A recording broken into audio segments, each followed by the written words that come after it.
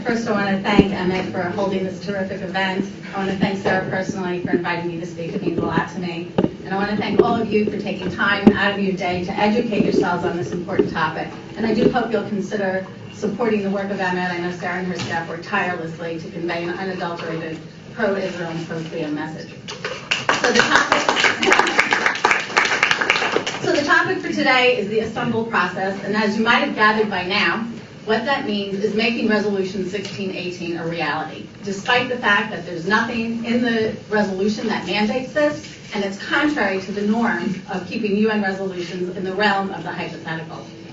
For those of you who aren't familiar with this, what's at issue is the implementation of the concept of defamation of religions. And what that means is giving an idea or religion, in this case Islam, protection from criticism, as opposed to what we have in the American legal system, which is defamation protections of an individual or group of individuals. So we have defamation of an idea or a religion versus defamation of people.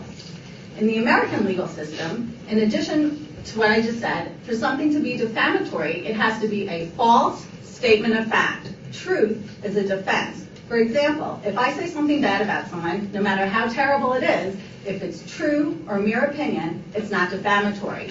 By stark contrast, the OIC's definition of defamation means anything that sheds a negative light on Islam or Muslims, even if it's true and even if it's opinion. Taking that a step further, it also includes anything that would violate Islamic blasphemy codes. For example, in Islam, it's prohibited to draw depictions of the Muslim prophet Muhammad. If you do that, even if you show him in a positive light, that's blasphemy, and the OIC would consider it defamation as well.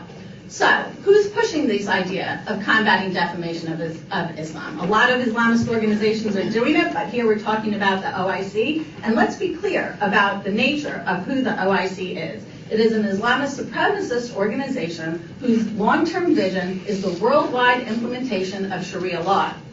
Its top priorities are the supremacy of Islam and what's in the best interest of the Islamic Ummah.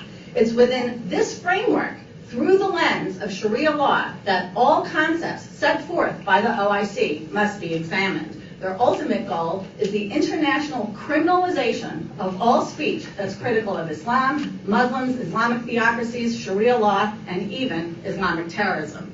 The OIC uses primarily legal instruments in order to achieve its goals, such as UN resolutions and EU parliamentary legislation, often in a watered-down form, in order to accomplish its mission gradually and incrementally. And though the resolution is called defamation of religions, it applies to Islam only in its implementation and the OIC's interpretation, and there's absolutely no reciprocity for anti-Jewish, anti-Christian, or anti-Israel hate speech. At a certain point, the U.S. realized that the concept of defamation of religions had potentially dire consequences for freedom of speech. So after 11 years of passage of this resolution in the UN, the U.S. asked the OIC to draft an alternative resolution that would both retain freedom of expression and still address the OIC's concerns about alleged Islamophobia. Resolution 1618 to combat intolerance based on religion or belief was the result.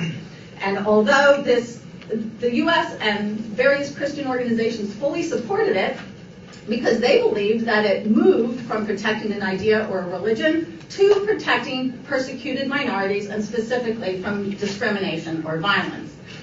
So the text of the resolution 1618 does drop the defamation of religions language and, as Anne said, focuses on intolerance, discrimination, and incitement to violence.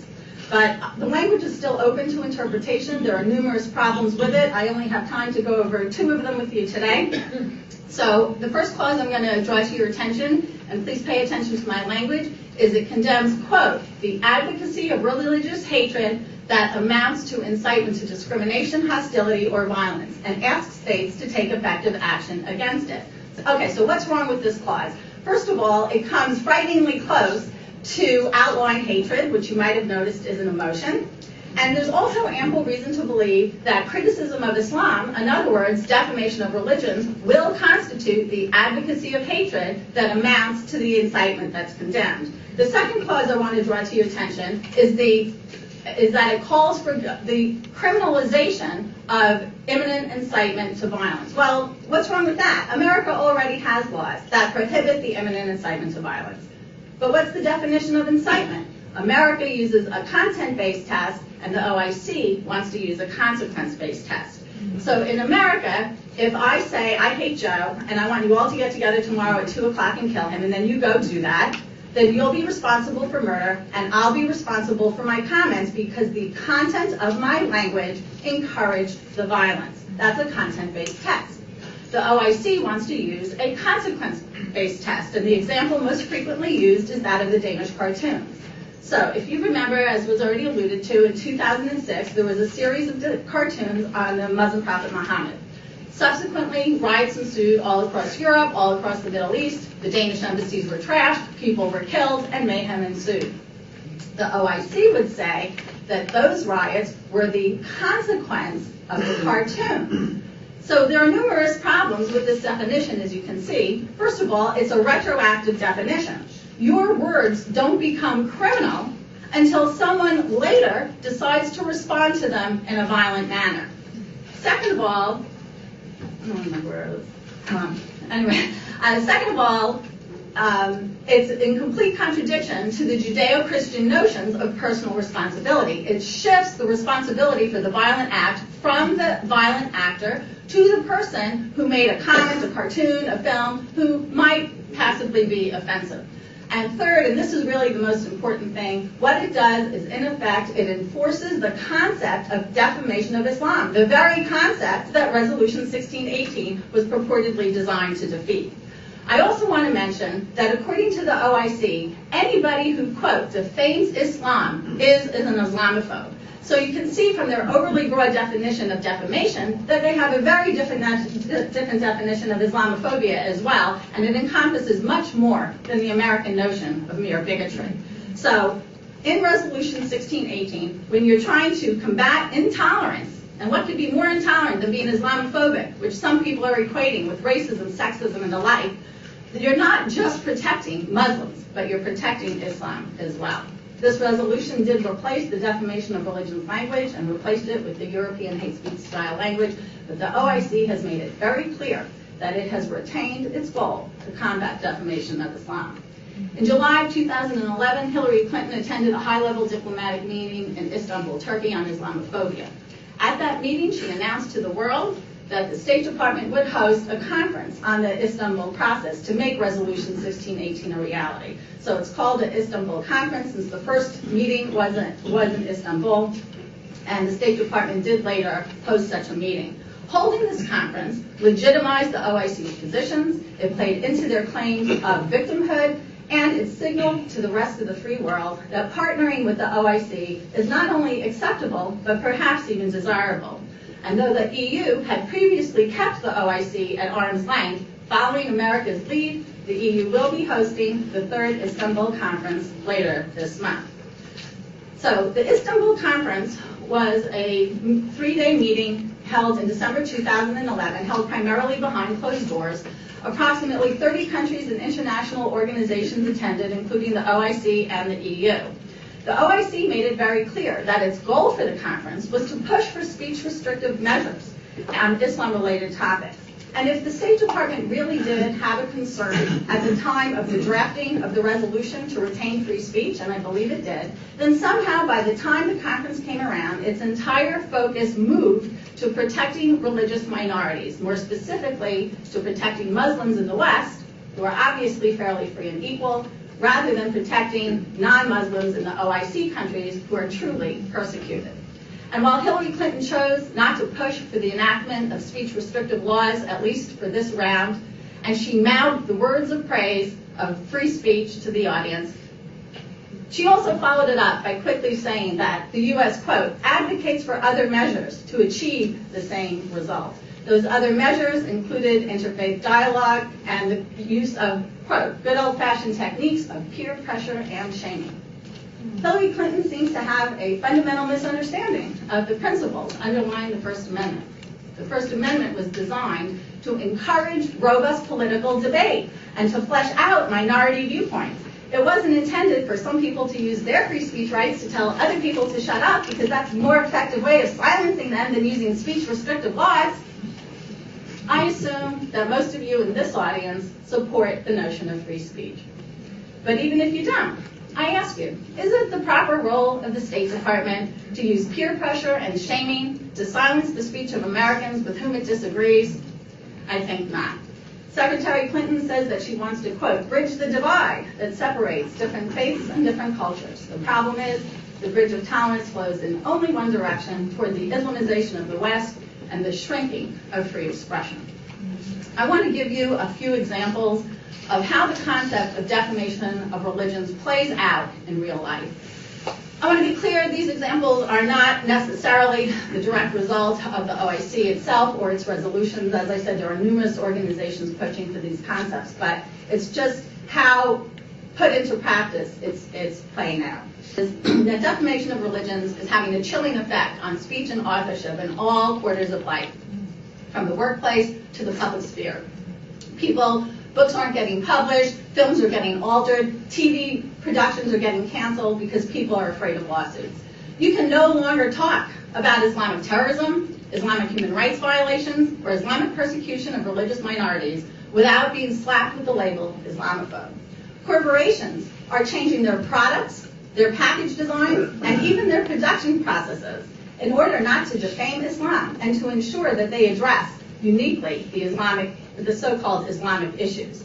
And in some cases, due to fear of lawsuits, employers are giving special preferences to Muslims that they don't give to anybody else, basically exempting Muslims from the rules under which the rest of us have to live. If you're interested in this, go Google what's going on in Minnesota with EEOC claims. The FBI, Department of Justice, Department of Homeland Security, and the National Counterterrorism Center have all rewritten their training material to completely delete any mention of Islamic terrorism. Hey folks, there's no such thing as Islamic terrorism anymore. And the Department of Homeland Security took it a step further and made a concerted effort to tell their national security professionals to focus on terrorist behavior and, quote, de-link it from the underlying ideology that motivates it. In other words, the United States government, using your taxpayer dollars, is working hard to protect Islam from defamation at the expense of protecting you. And finally, just to show you how far the government's position has gone on freedom of speech, years ago, there was another document in the UN called the International Covenant on Civil and Political Rights that has language which the Resolution 1618 mirrors. Part of Resolution 1618 almost identically mirrors one of the clauses, the advocacy to religious hatred clause, that one that says advocacy of religious hatred. Well, in 1992, the U.S. signed a reservation, effectively opting out of that clause, insisting that Americans retain their constitutional right to express freedom of opinion. Yet now we have the U.S. State Department spearheading the efforts to implement the exact same language that the U.S. previously disavowed. And in fact, this November, the U.S. sent a representative to yet another OIC symposium held in Saudi Arabia on combating defamation of Islam. So, what we should be doing, instead of working with the OIC to restrict freedom of speech, America should be leading the charge to establish freedom of speech worldwide, equivalent to that of the United States Constitution's First Amendment. We should be condemning the human rights violations of OIC members to whom we're currently capitulating, including Saudi Arabia and Iran. And I can't stress this enough. We have to keep in mind that free speech constitutes a human right. Its restriction in the form of combating defamation of religions does not. It's a totally concocted idea that stands in direct opposition to real human rights. Only people should be afforded human rights. Ideas, policies, and religions ought not get protection from criticism. And finally, I want to mention that the constitutional concept of freedom of religion bears absolutely no resemblance whatever to the OIC's concept of combating defamation of religion. Religious freedom is an individual right. It is the right of an individual to freely practice his faith. It is not the right of a religion to be free from criticism. Resolutions like the ones I've discussed with you today harm free speech rights, they harm human rights, they harm religious freedom rights, they harm national security, and they harm terrorism prevention efforts. Yet, the OIC uses cries of Islamophobia to claim victimhood and gain support for its anti-freedom measures. The OIC repeatedly asserts that Islamophobia is one of the greatest threats to world peace and global security, rather than concluding that perhaps Islamophobia is the result of the actions taken by a radical Islamist movement around the globe. In conclusion, I want to say that we cannot allow the OIC to take the shield of religious freedom and turn it into a sword of state censorship. America is the last bastion of freedom and the hope of all men living under tyranny and oppression. We should be holding ourselves up as a role model for freedom, equality, and human rights, rather than exalting the Islamist enemies of freedom that constitute the Organization of Islamic Cooperation.